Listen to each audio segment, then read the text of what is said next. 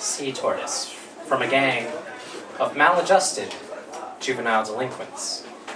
So the thankful old amphibian invited me back to experience the delights of her underwater kingdom. There, I received from a princess a box which I wasn't to open. My curiosity, however, got the better of me, and the results were terrifying. But that's a tired old story from ages ago. I speak to you now from a place far away, through spectral fields of such vastness that I am a mere particle, spinning in orbit, sometimes evolving, sometimes devolving, in evanescent sentience over a probabilistic course of uncertain trajectory. I shan't say any more about this until we meet again. I can, however, say that there was a simpler time for me long, long ago. A simpler time in which I had an unexplainable fascination with carnival life. In those days, however, I bore the mask of Piero. So perhaps one could see this as no great mystery. The acrobats were what drew me in at first, and when the carnival came to town, I was compelled to watch from the moment they locked their wagon wheels straight through until they tore down and packed everything in. And when they finally made for the road, I followed them as far as the next town, down a dirt path that turned off the main highway. Looking ahead, the wheels tread an indefinite and treacherous path to a place yet undiscovered, which should soon take shape, but only upon arrival. Looking back, you could see the hard-pressed mud of wheels migrating from the ashes of their origins, ashes that had once animated the stillness of Eve, to a frenzied rant of forms soaked in spirits. But these images now faded as the previous night passed into the oblivion of bitter, regretful memory.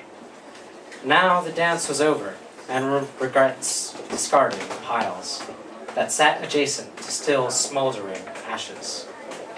It had been that moment when I first gazed upon these abandoned piles that I had been filled with dread at the prospect of staying behind. It was that rendering in black, the reduction of that which once held meaning.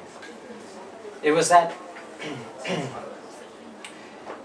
to imagine moments treasured in warmth, lost in the memories of dying stars, whittled away to inert, crumbling particles.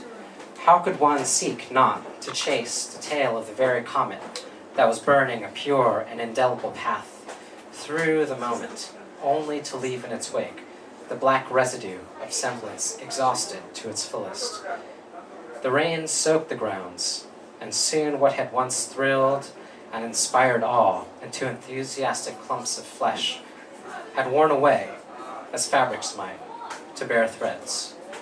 Tattered and mud-soaked, half in the ground, half out, fading to gray with weather, until its forlorn fate superseded its glorious conception.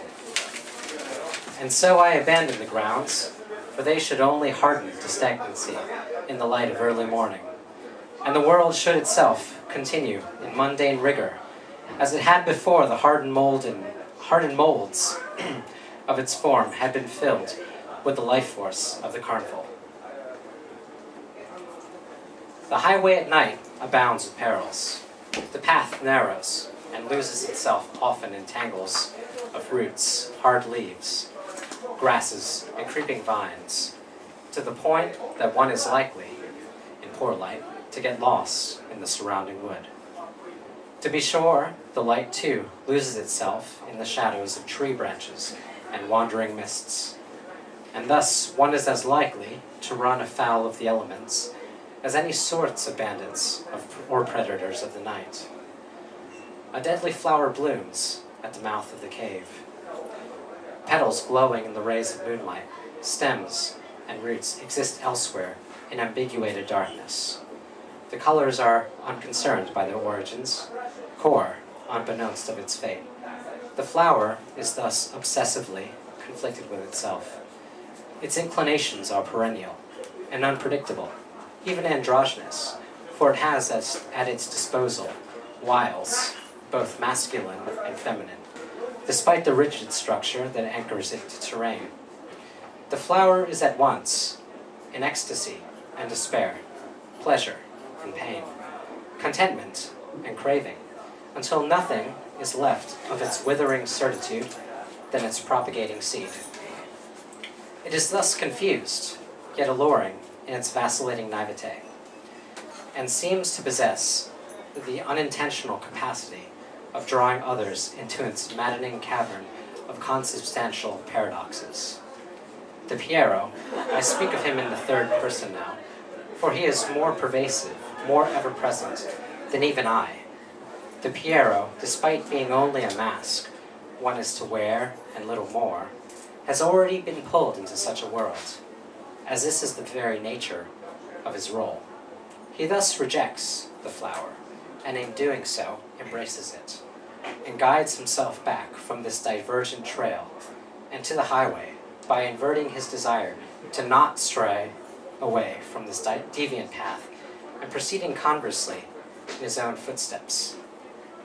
In doing so, he manages to succeed at being diverted from his previous diversion and rights himself along the course he had originally plotted. He cackles wondrously now, for the road has liquefied and thereupon evaporated to a looming, gaseous vapor that drifts in the dawn breeze. He too begins to drift, and in his diffusion, his essence extends its awareness to incredible distances, until he can intuit, uncannily, the musings of a fox, standing upon a distant hilltop, peering down at the valley below in the light of early morn. The face of this wretched thing devolves rapidly at the sight of his new day,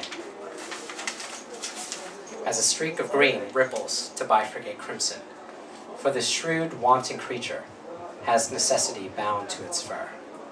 He perches his front legs upon a high rock and scrutinizes his approaching sustenance, before tramping playfully down to the trail below. Fiery caravans flicker, onward ho, and into foreign territories, winding arroyos of a vast alien crater.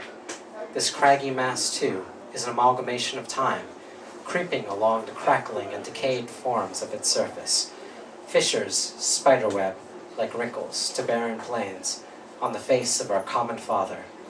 Inside, he quivers like a victim. Outside, he's brazen and cruel, calculating and sad. The Piero, the flower, the fox, and the face.